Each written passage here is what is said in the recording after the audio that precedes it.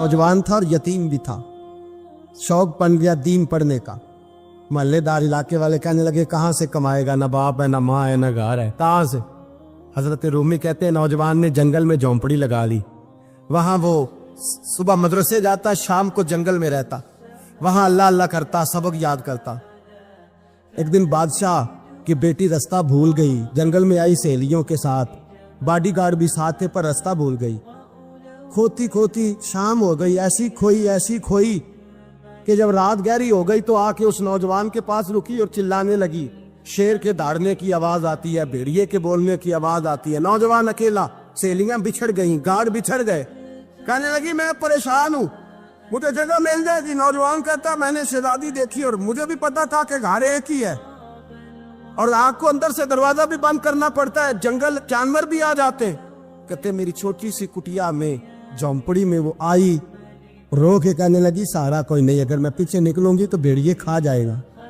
कहते मैंने उसे जगह दे दी। अकेली औरत, चिराग जल रहा है, सबक याद कर रहा हूँ। मेरे नबी पाक ने फरमाया जहां मर्द औरत अकेले हो तीसरा शैतान होता है। और शहजादी, वो बच्चा कहता है सबक याद करता रहा सारी रात। वो बच्ची को कहा सो जा, पर वो कहती है नींद मुझे भी कहाँ आई।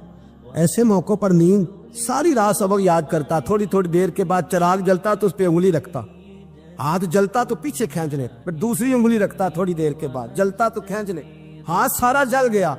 सुबह किरणें चमकी तो कहने लगा चल निकल जा, दौड़ जा, बस बड़ा सब्र का इम्तिहान हो गया, चली जा। शहजादी बाहर निकली, सिपाही ढूंढ रहे थे। बादशाह खुद जंगल में निकला हुआ था, मेरी बेटी मिल गई। बादशाह तन्हाई में जाके कहने लगा बेटा मैं दुनिया को बताऊंगा कि मेरी बेटी खोई नहीं थी, सिपाही साथ ही थे। ये बड़ा मुश्किल होता है, बेटी तो भूल के भी रात कहीं रह पड़े तो लोग जीने नहीं देते, तो बेटा मुश्किल हो जाएगा मेरे लिए।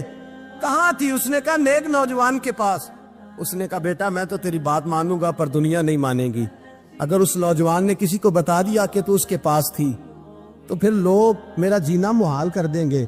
बेटा मैं मर जाऊंगा, मेरी मजबूरी ये है कि वो कहीं राज ना उगल दे वो नौजवान, उसे कत्ल करना पड़ेगा। औरत ने मिन्नतें की, उस बेटी ने कहा मेरे मौसम को मारोगे, रोई। और वो कहने लगा मैं बादशाह हूँ, मेरा अपना विकार है, मैं उसको छोड़ नहीं सकता। गिरफ्तार कर लाए सिपाही। वक्त तय हो गया सजा का। अकेले कार कोठरी में रखा गया, जो उसके खास एतबार वाले थे उनकी ड्यूटी लगाई। बादशाह ने बुलाया, पहले बिलम आया। औरत कहने लगी, बेटी कहने लगी एक दफा तो बुलाओ ना, एक सवाल बस पर्दे में रह के पूछना है और फिर जो आपका जी चाहे, मेरे मौसम को मारना तो है, तो मर्जी आपकी। सामने खड़ा किया, नौजवान पर्दे के पीछे, औरत खड़ी हो गई। बादशाह बीच बैठ गया। बीबी कहने लगी सारी रात बेदार मैं भी रही, सोया तू भी नहीं। वो जो तू चिराग के करीब हाथ लगा के जलाता था वो समझ नहीं आई। नौजवान रो पड़ा, कहने लगा क्या करूं, मैंने रसूलुल्लाह का दीन पढ़ा है, क्या करूं, मैंने हुजूर का दीन पढ़ा है। मैंने पढ़ा है कि जानी को सबसे नीचे दोज़ख के सबसे निचले दर्जे में जलाया जाए, उसे जहन्नमियों का पीप और रेशा पिलाया जाए, कंद खिलाया जाए। ये रवायतें पड़ी हुई थी। थोड़ी थोड़ी देर के बाद शैतान मुझे कहता था बदकारी कर ले। मैं अपना हाथ उसी वक्त जब शैतान मशवरा देता तो मैं आग पे करता। मैं कहता अगर ये बर्दाश्त हो गई तो वो भी हो जाए। जब हाथ जलता तो मैं समझ जाता नहीं तुझसे तो ये नहीं बर्दाश्त होती, तो वो कैसे होगी। फिर मुझे शैतान मशवरा देता कोई देख नहीं रहा, तू बुलाने नहीं गया, खुद आई। मैं दूसरी उंगली लगा देता। मैंने हाथ जलाया और मैं समझ गया जब छोटे से चिराग की इतनी सी शमा की आग नहीं बर्दाश्त होती तो दोज़ख कैसे बर्दाश्त होगी।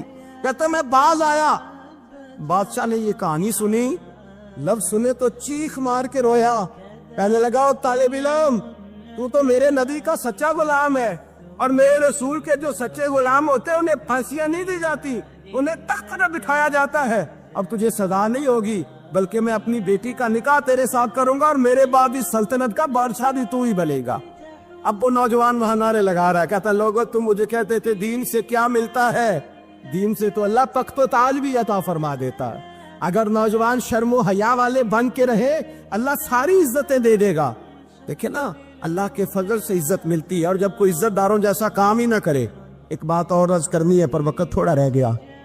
जवानों मैं ना जब कभी परेशान होता हूँ ना तो मैं ये वाली बात खोल के पढ़ता हूँ वाला। ये बात ढारस बनाती है, ढारस توانائی دیتی ہے, پورا مضمون باندھا ہے.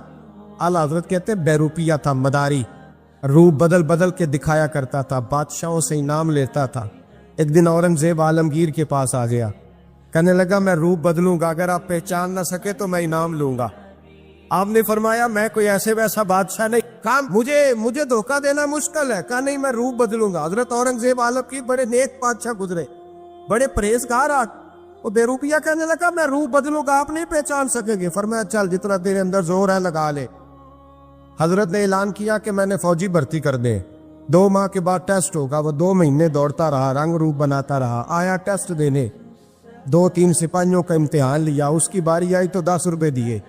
کہنے لگے تیرے آنے جانے کا کرایہ میں نے تجھے پہچان لیا ہے. کچھ دنوں کے بعد جانے لگے سفر پر, تو بھکاری آ گئے خیرات مانگنے. اس نے بھی سارے منہ پر سیاہی مال لی, کپڑے پھاڑ لیے, سر کے بال مڈا لیے, پگے تک کٹا لی, بدرنگ ہو کے آیا. کاسا آگے کیا تو حضرت نے 10 روپے ڈالے. کہنے لگے تیرے آنے جانے کا کرایہ میں نے پہچان لیا ہے. کچھ دن گزرے تو ٹیچر کی ضرورت تھی. اس نے مونچھیں بڑی کر لی, داڑھی نکلی لگا لی, سر پہ جنا کیپ پہن لی, ایک شیروانی لے لی اور ہاتھ میں چھڑی پکڑ کے آیا. کہنے لگا میں استاد ہوں, 2-4 بندوں کا امتحان لیا. اس کی باری آئی تو 5 روپے دیے, 10 روپے دیے. کہا تیرا کرایہ میں نے پہچان لیا. 2 سال گزر گئے. وہ جب بھی آتا حضرت پہچان لیتے. ایک دن سفر پہ جا رہے تھے, بہت بڑا لشکر تھا, جہاد کرنے جا رہے تھے اورنگزیب عالمگیر. تو دیکھا ایک پہاڑی ہے, پہاڑی پہ لوگ جا بھی رہے ہیں آ بھی رہے. اورنگزیب عالمگیر پوچھنے لگے یہاں کیا ہے. کہنے لگے بابا جی بیٹھے ہیں دعا کرتے ہیں, اللہ کے نیک بندے ہیں. اورنگزیب کہنے لگے یار پرانے لوگ سارے ہی اللہ والوں کو مانتے, یہ بھی مصیبت آئی ہے جتنی نہیں آئی ہے, سارے لوگ ہی مانتے. کہنے لگے ذرا میں دعا نہ کراؤں, بچے کام جا رہا ہوں. اورنگزیب بادشاہ تھے, بادشاہ لوگ نازک مزاج ہوتے ہیں. گھوڑے سے اترے, بڑی مشکل سے پہاڑی پہ چڑھے, اوپر گئے تو لائن لگی ہے. بابا جی غار میں بیٹھے. کہنے لگے میں نے ملنا, میں اورنگزیب ہوں. انہوں نے کہا ہمارا بابا اس طرح کا پیر نہیں کہ امیر آئے تو رنگ اور ہو, غریب آئے تو اور ہو. یہاں اگر ملنا ہے تو لائن میں لگ جاؤ, سب ایک جیسے. اب لائن میں کھڑے ہو گئے, 50 آدمی آگے تھے. کہتے ہیں 51واں نمبر تھا. تھک گیا دھوپ میں کھڑا کھڑا. جب میں پہنچا غار کے دہانے تو میں نے بابا جی کے چہرے پہ نظر ڈالی تو بڑا نورانی چہرہ, بڑی خوبصورت لب و لہجہ. میں نے کہا میرے جیسا آدمی بھی پگڑی باندھ لے تو اچھا لگنے لگ جاتا ہے, بڑا خوبصورت انداز. کہتے ہیں میں ان کے پاس اتحیات کی حالت میں بیٹھ گیا. میں نے کہا حضور میں جا رہا ہوں جہاد کرنے, دعا کرنا. بزرگوں نے ہاتھ اٹھائے, اللہ اس کی مدد فرما, دین کو غلبہ عطا فرما, اسے دین کا سچا پکا سپاہی بنا. پھر تھپکی دی, 2-4 نصیحتیں نکال ڈالی. دیکھنا ظلم نہ کرنا, زیادتی نہ کرنا, جب تم جیت کر نہ کرنا, غرور نہ کرنا. نصیحتیں بھی کر دی. کہتے ہیں اب جب میں اٹھا تو 2-4 دینار بطور نذرانہ مسلح کے نیچے رکھے, اور الٹے قدم جب میں غار سے اترا انہوں نے رومال جھاڑا اور اٹھ کے کھڑے ہو گئے. کہنے لگے آج نہیں تو نے پہچانا, آج نہیں تو نے پہچانا, میرا انعام بنتا ہے, آج نہیں پہچانا, لا پیسے. اورنگزیب کہنے لگا یار تو نے حد کر دی, کہاں چڑھا کہاں کھڑا رہا, دھوپ میں تھک گیا, کمال کر دی بھائی تو نے. پتا تو کیا لے گا, اب تو جلدی بتا, وہ کتنے لوگ پیچھے دھوپ میں کھڑے ہیں, لشکر سارا کھڑا ہے, کیا لے گا. اس نے کہا سب سے قیمتی ہیرے وہ ہے جو تیرے سر کے تاج میں لگے ہوئے, مجھے تیرا تاج چاہیے. او بھائیو سننا اور یاد رکھنا, میرے اعلیٰ حضرت کہتے ہیں بادشاہ نے سر کے اوپر سے تاج اتارا, بہروپیے کے قدموں میں رکھا اور کہنے لگے یہ لے, اور یہ تو تیرا مانگنے پر میں نے دیا ہے نا, میں واپس آتا ہوں تو آنا, میں اپنی مرضی سے بھی تجھے دوں گا. تو نے اورنگزیب جیسے بندے کو دھوکہ دیا, آنا میں اس وقت بھی دوں گا. وہ دے کر بس بات ختم ہو گئی, حد ہو گئی. دے کر کہتے ہیں جب میں پلٹا نا واپس, بہروپیے نے آواز دی بادشاہ ٹھہر جا. تو میں نے پلٹ کے دیکھا تو کہنے لگے یہ اپنا تاج لے جا, اٹھا اور لے جا. میں نے کہا 2 سال بیت گئے تجھے محنت کرتے, آج قابو آیا تو لے جاؤ. کہنے لگا لے جا, مسئلہ سمجھ میں آ گیا. میں نے کہا مجھے بھی تو سمجھانا.